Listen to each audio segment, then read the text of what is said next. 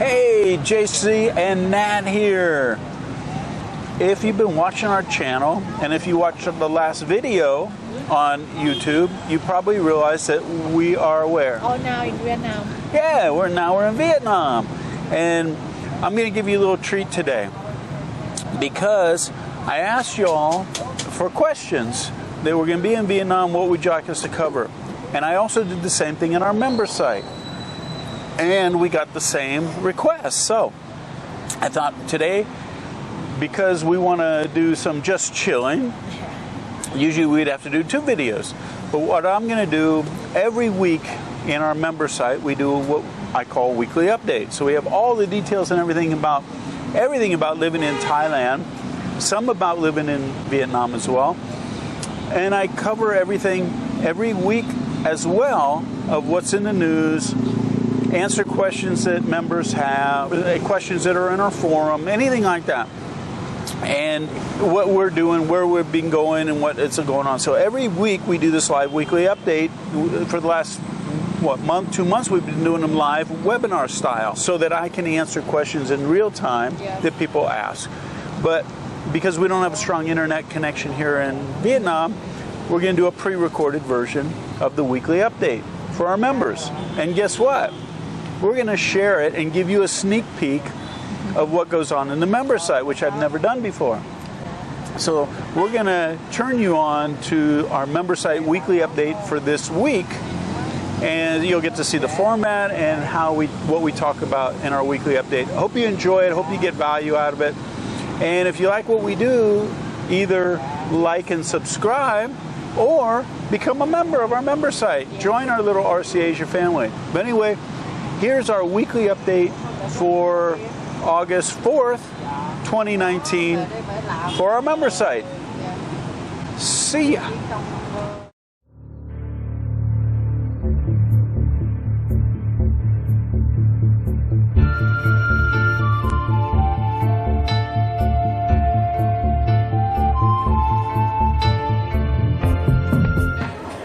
Hey, JC here.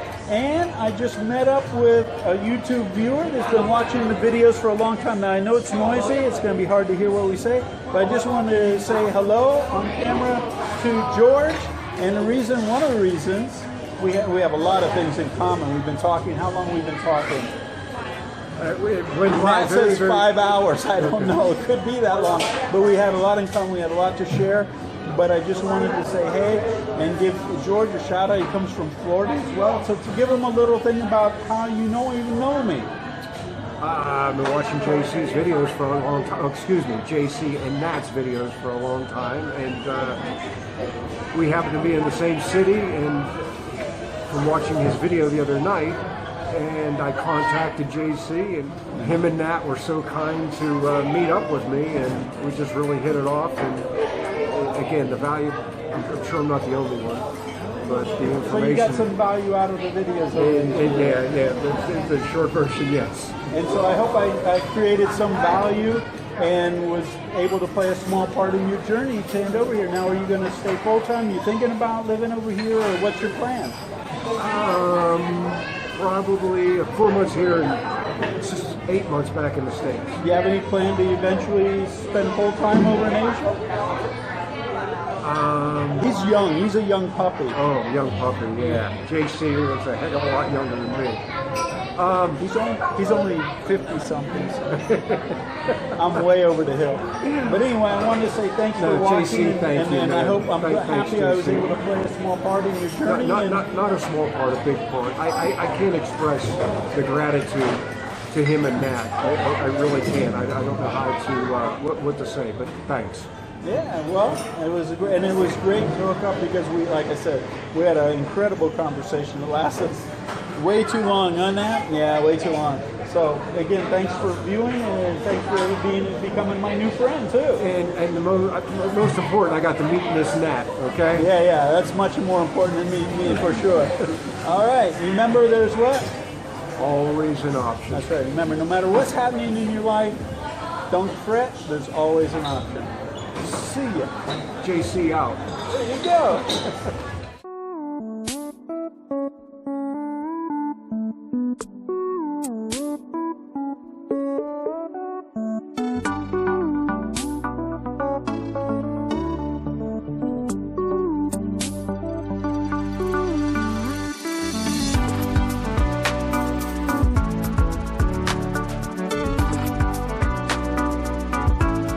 Ladies and gentlemen, welcome to the Thailand International Airport, Vietnam.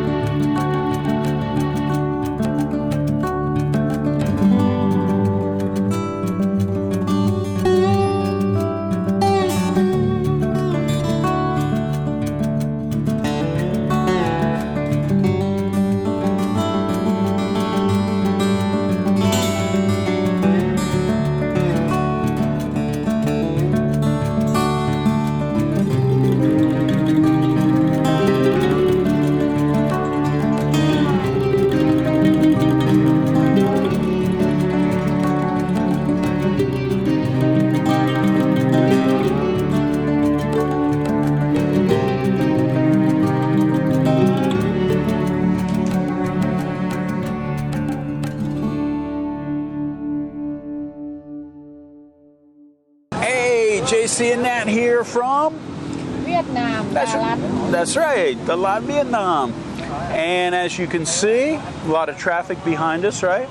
It is what we call rush hour, 5 o'clock in the lot, and we're on the lake. I have a lot of questions I want to answer that have come in. Also talk a little bit about what's in the news. This is from July, what? I forget what our last one was, 22nd or something like that, to August 4th. Yeah, something like that. I don't know what. But anyway, there's some things I want to touch base on because last week in the weekly update, was it live last week? Yes. Yeah, our last one before we left. And you all had asked some questions, so I want to cover that, but I also want to cover some things that were in the news. First of all, I want to talk about in our Facebook group, Simon had talked about when he left to go back to the UK, that it took him a long time to go through immigration. And the immigration lines are long. Be prepared, so leave yourself extra time leaving Thailand if you're already here or coming into Thailand. It can take up to an hour to pass through immigration. The interesting thing about this and why I'm saying this is Simon had said that they did the biometrics, the fingerprinting and things like that. So I was prepared to do that, and the fingerprint machines were there and everything, but when I left, now this might change when we go back into Thailand, but when I left, they didn't take that picture from that machine, the biometric machine. They did take the normal photograph, and they didn't ask for any fingerprints as well, and I've never done those. So they're not on record because I've never done it. So it was interesting. I'm not sure who gets fingerprinted and who doesn't. If Simon got fingerprinted, maybe he's a bad guy, right? Just joking, Simon. Anyway, so I just wanted to mention that, but leave yourself time coming in and out of Thailand. And I wanted to, if you have a significant other that's Thai, I wanted to go with Nat and go through, because you can go through their expedited area when you return, but they now have scanners for their passport. You could have gone through the line with the scanner, and she would have cleared custom or cleared immigration really quick. But I would have to stand in line, so I made her stand in line with me. But anyway, I'm hoping when we go back that you don't have the scanner to go through, because always they had a line for Thai people, and they had it this time as well. Oh, you do this? She does fingerprint, and so. If she only does that now, then she's going to have to wait in line with me again, because she would have to gone through and then sit and wait for me anyway. Anyway, I wanted to mention that also in the news, people probably heard about the bombs in Bangkok. And this was 6 bombs exploded in Bangkok on Monday. And this is while the city's hosting this, it's called the Southeast Asian Security Meeting, which is attended by all the top officials from all major countries, including the United States, China, and other leaders in the world. And so the 4 people were injured. They weren't big blasts. Only 4 people were injured, and none of them have life-threatening wounds. So it wasn't that big of a deal.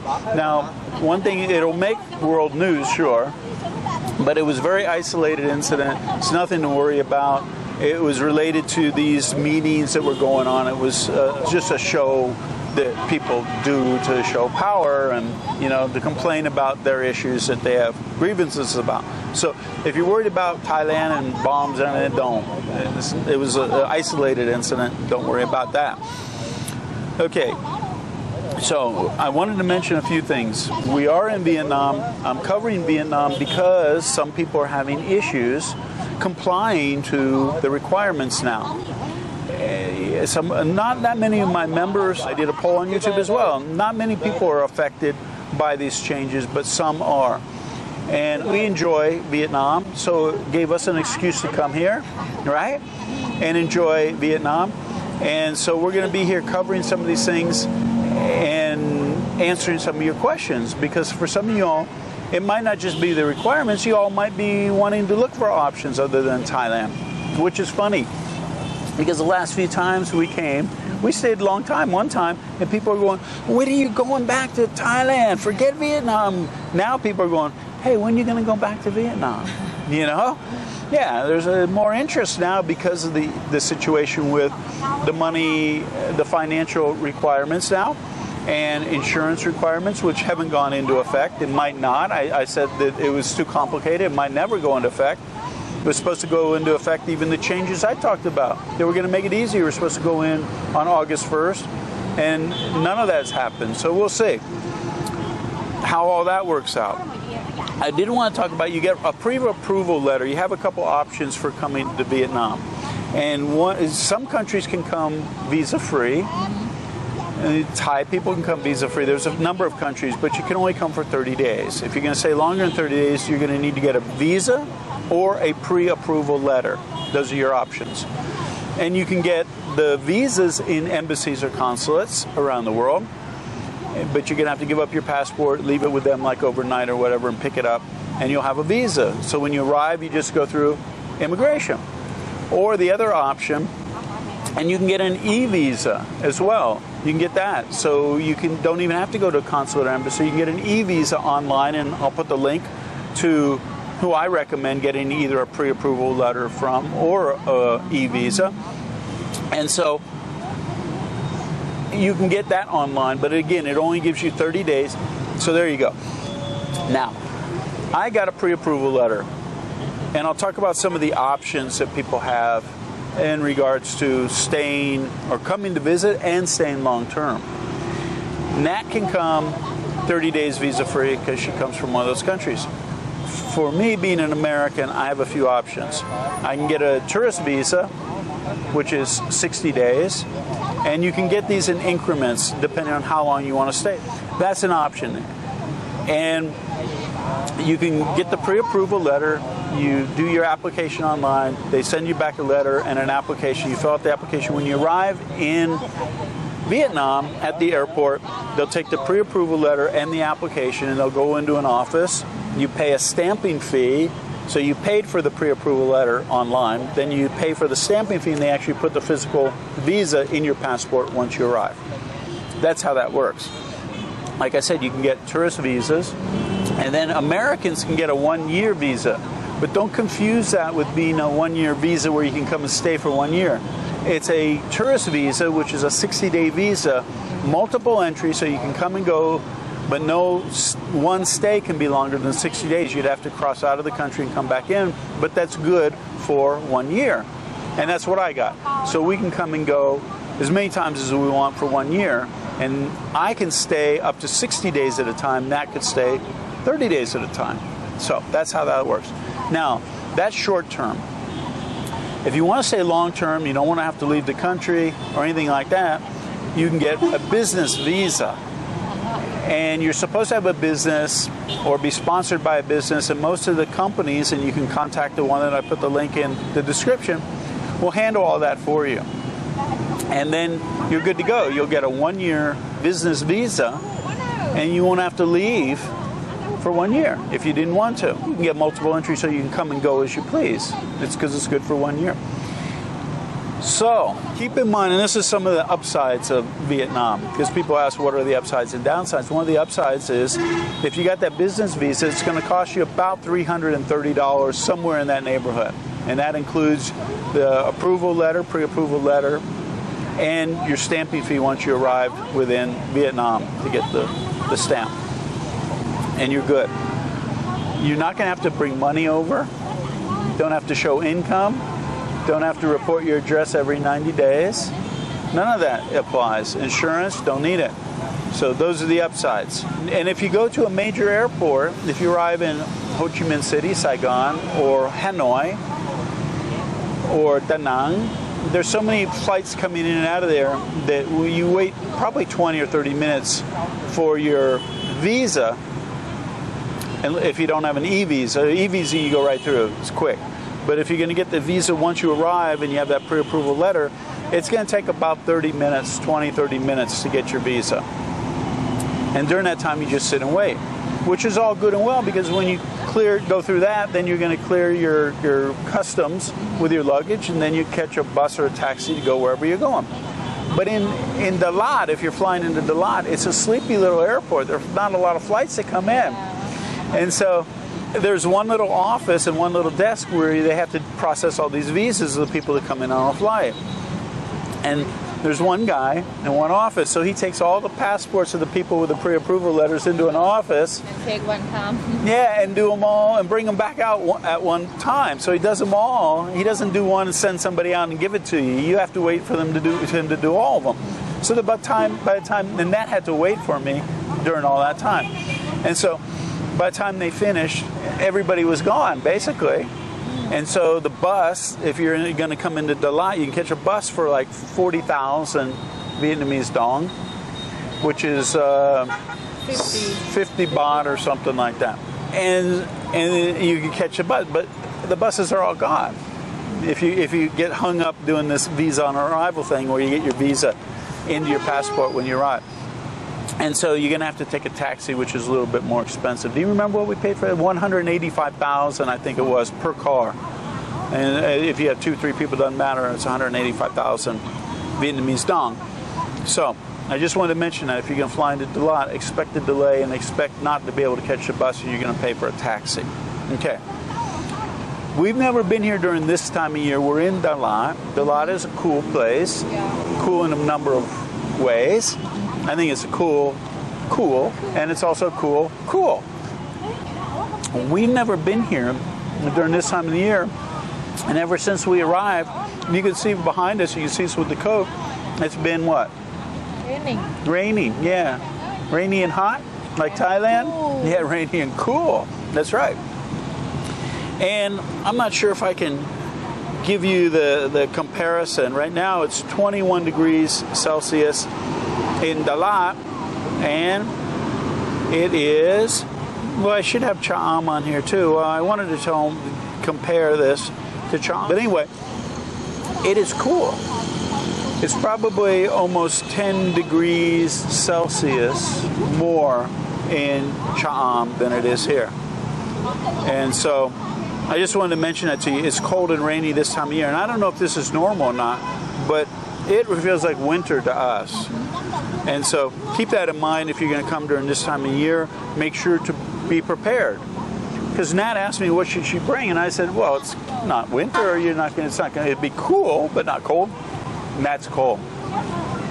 And so and also raincoats. You can buy these ponchos over here that we don't have in Thailand, and they're a poncho. And they're heavy-duty fabric, plastic, so they don't rip or tear. And they go all the way down over your clothes and stuff. In fact, they even have little windows in the front. If you drape them over the front of the motorbike, your headlight can go through and be seen. So I suggest if it's raining, get one of those. It'll keep you dry. You can get on a motorbike with it. If you're going to go use a motorbike taxi, whatever, you'd be able to use that and stay dry. So be prepared. We even, last year or 2 years ago, we got one of those ponchos with 2 heads. The big one. Yeah, it's a big guy. Yeah, it's a little bit difficult for both of us to maneuver into the thing. But it's funny because it's a big poncho and 2 heads are sticking out of the thing. Pretty cool. Anyway, I wanted to mention that we go online. You can get rooms, and I'll talk a little bit about finding long-term rentals, but you can find rooms, Airbnb. There's groups on Facebook and things like that. where you can find rentals. And we got a rental, and it's a little studio loft apartment, and I got it for 3 million dong for 2 weeks. Comes to about $9 a day for this, and it's got a little kitchen area, bathroom, the bed, and a little loft area, which neither Nat or I can stand in, but it's a great place to put your bags, or if you had children or something, they could put a mattress up there and you'd be able to sleep. But it was a good deal. I mean, really a good deal for $9 a day. So I want to tell you that. Now, people have asked me about transportation. You can rent a motorbike, and you're going to pay. In Chiang Mai, you can get a motorbike for about 150 baht a day if you look hard. You can get it for about 3,000 baht a month, which is about $100 a month. 150 would be about $5 or something a day. And I was able to pick up a motorbike. I just found some places online, walked up to some place, and this guy was Korean. Talk about easy going, right? Didn't have to leave my passport or anything. I left him a copy of the passport, and he didn't even want that. I said, don't you want any? No contract, no nothing. And I paid $2 million for 1 month. And 2 million is how much? 2,000 more. Yeah, 2,600 baht, or $86 for the month for this motorbike. So that's one of your options. The other one are taxis. Taxis, you'll see them going behind us constantly while we're doing this. Really easy to get, and they're inexpensive. It doesn't matter if it's raining or not, you'll be good to go. That's a great option if you don't want to risk your life on the motorbike. Also, speaking of motorbike, now they have Grab motorbike here, and they have an app. And so Grab now is in Thailand as well. It took the place of Uber. They bought Uber. And you can use the app, and a motorbike taxi will come get you. So you won't be waiting in any other traffic here, which there is a lot. But you wouldn't have to wait. You'd be zooming through the traffic on a motorbike. So Grab motorbike is also available here. So those are your transportation options while you're here.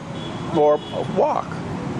There's not really buses or vans cruising around locally. There's no tuk-tuks. There's no, it's basically good high-end taxis or the Grab motorbike. Speaking of transportation, I picked up a motorbike used, again, on a Facebook group. Somebody had advertised it, a foreigner leaving. And if you're not familiar with it, you can own a motorbike here, but basically nobody will know it because they have a blue card that you get when you buy a motorbike. And I guess you could go in and transfer your name onto a motorbike, the licensor, but the foreigners don't really do that. I don't even know if they can. You buy a motorbike, they hand you the blue card, and you keep that in your pocket. If a police stop you, you show them the blue card, and you're good to go. It's a Yamaha Nuvo, I think is how you pronounce it. It's a 130cc motorbike. It runs really strong, really good, but it's beat sort of, it doesn't look that pretty, right? Yeah, it doesn't look that, it looks okay, yeah, it's fine. And I paid 500,000. And if you're wondering how much that is, I can tell you real quick. That comes to about $236 I paid for the motorbike. And that's it, done deal. Which you compare that to renting the motorbike, I basically paid almost a little over 2 times, and I own the thing. And so $236 for buying the motorbike. So there are deals that can be found, you just got to look for them. Yeah, and that's going to have to drive today because now we have 2 bikes and we got to take one back, and so yeah. But I just wanted to mention that you can buy the motorbike. When you exchange the money, they'll give you the blue card and the motorbike, and you're good to go. If you get stopped, that's. Oh, speaking of that, driver's license. I told you I got the 1 year one that Americans can get, which is basically a tourist visa, multiple entry for 1 year, and tried to get a driver's license with that. And we went to different offices, and this is, let me explain the process. If you're thinking about it, you want to get a driver's license. First of all, you can only get a driver's license on a long-term visa. And if you have the long-term visa like the business visa I talked about, it's good for 1 year. You'll get a license good for 1 year. And that's how that works. It'll match, the license will match how long you're allowed to stay in the country. Now, what you do is you take your driver's license. Now you can drive, like I have a Thai driver's license. It's supposed to be good for any ASEAN country. But I've heard that people have gotten stopped by police, and the police say, yeah, that's Thai driver's license for Thai people, and they wouldn't accept it. So I suggest if you can come over, bring your driver's license from your home country, even if it's Thailand, and pick up a international driver's permit to go along with it. You should be okay. But we've never got stopped by police. No, I've driven in Da Nang, I've driven in almost every city that we visited, which has been about 6 or 8 cities, and I've never gotten stopped by the police. So keep that in mind. But the process to get the driver's license is you take your driver's license, you go to one government office, and you'll have translations made of the driver's license. And so you'll take that, it takes like 2 days, 3 days, you go back, get your driver's license and the translation. And then you'll take that, once you get your driver's license back and the translation, then you'll go to another government office where they issue the driver's license. And you'll show them the copy of your visa, your passport, the translation, and some photographs, and they'll issue you the driver's license. But again, you got to have a long-term visa to do that. But it is doable, and it's not that difficult. And it was cheap. I think it was going to be 40,000 dong or something, which is less than 100 baht. 50. Yeah, something like that, I think. So that's about how to get the motorcycle license. Long-term rent. We've looked at places that were basically 1-bedroom and studio places between 6 million and 8 million Vietnamese dong. And so, is that cheap? No, compared to Chiang Mai, it's going to be expensive because you can get cheaper places there. For here, I mean, some of them had incredible views. We went into one that was a loft apartment. And so you walk in, and there's a bathroom on the right, and then on the wall of the bathroom towards the living room, there's a kitchenette, and then a long living room with a table and chair to eat and a sofa, and the expansive just windows. The whole back wall was windows overlooking valley. Gorgeous, gorgeous. And the wind was what? Windy. Really, was it really windy? Yeah. It was really windy. And gorgeous, gorgeous. And then had stairs going up to a loft with a bed up there, king-size bed. And that one was, now they were looking today online, I think that's 6 million. 6 million for that. So there are deals to be found. You just need to look at them. Again, I go on to the groups, and some of this is in Vietnamese, you have to translate. But I go on the Facebook groups and find these. And we'll be showing you, maybe being able to show you the motorbike today. And the next video, we'll be showing them the room. We rented a room. It's basically 2 rooms, a living room, and the kitchen area with a bathroom, 1 room, and then a bedroom and a bathroom and another one. Both of them have balconies with this incredible view. And that's 8,500,000. No, 8 million.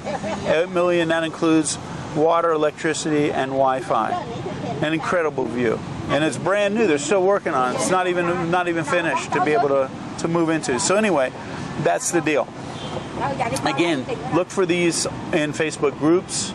I've gone online, I've seen like websites that you can look for properties and stuff like that, but they were more expensive and it was more difficult to find places. These Facebook groups, they'll have Facebook groups for Da Nang and Ho Chi Minh City, Saigon, Hanoi, Dalat, Nha Trang. Find a group for that and you'll see the locals renting on there, and it's a lot cheaper.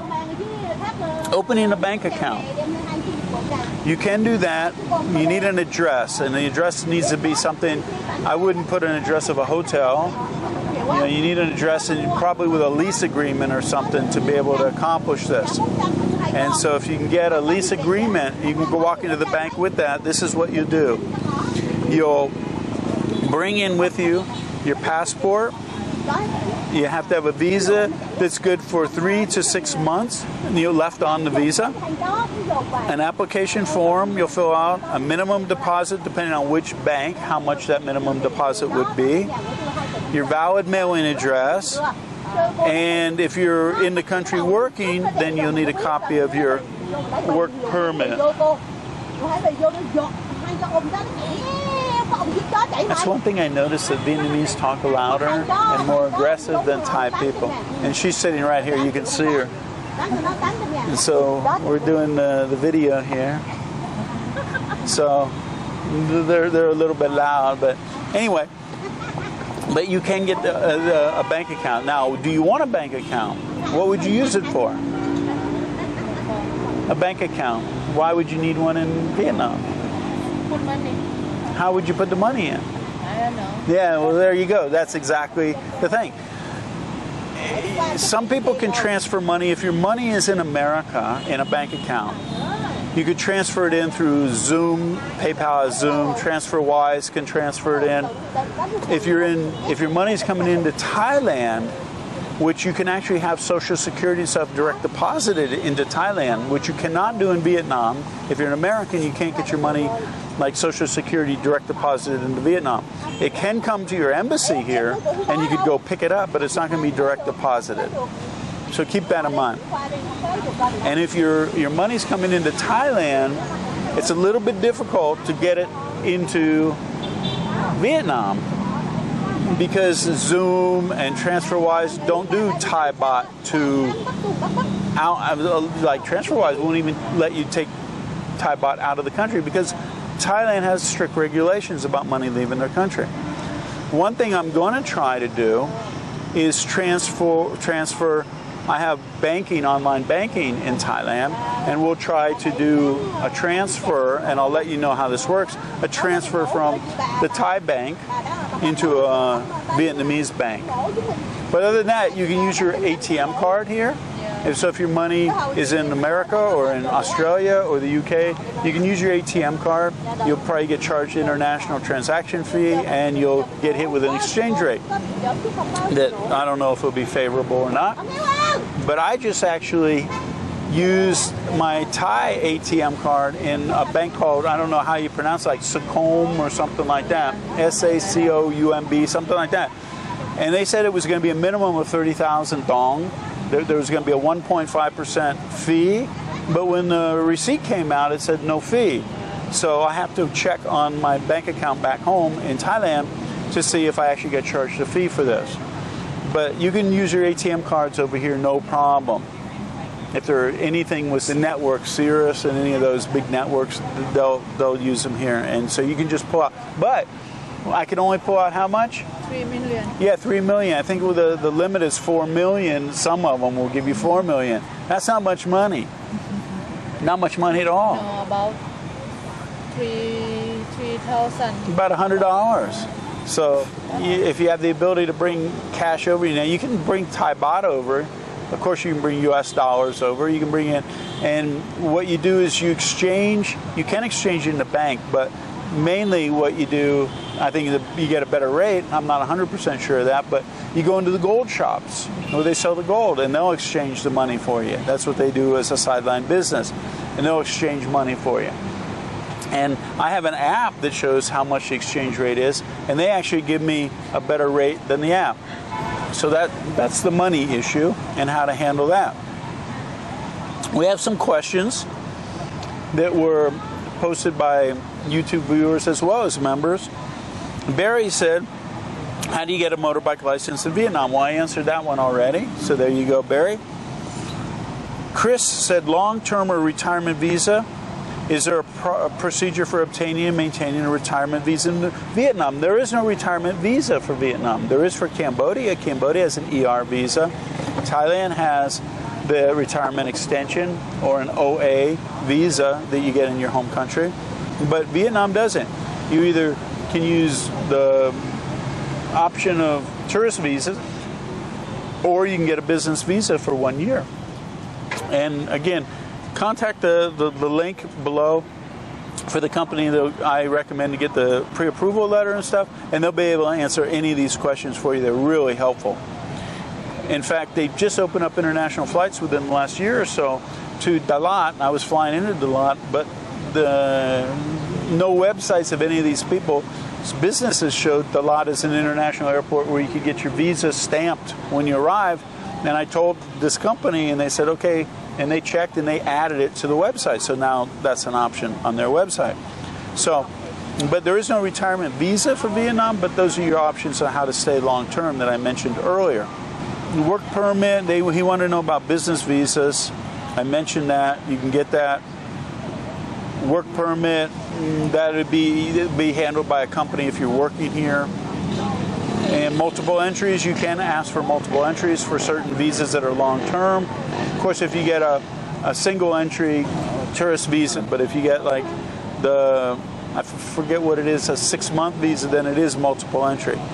And that comes along with it because you're paying for that. Byron, I think it's Byron, how to find an apartment. I mentioned that. Go online. Facebook groups is a great way to find places. How difficult is Vietnamese compared to Thai, and whether knowing some Thai makes it easier to learn Vietnamese. Okay, there's two parts to this. There's upsides and downsides. First of all, it's both Vietnamese and Thai are tonal languages. So both are difficult for foreigners to speak. It's hard to read Thai, and that's why I always say learn to read first, because the tonality is built into the characters. Oh, thank you.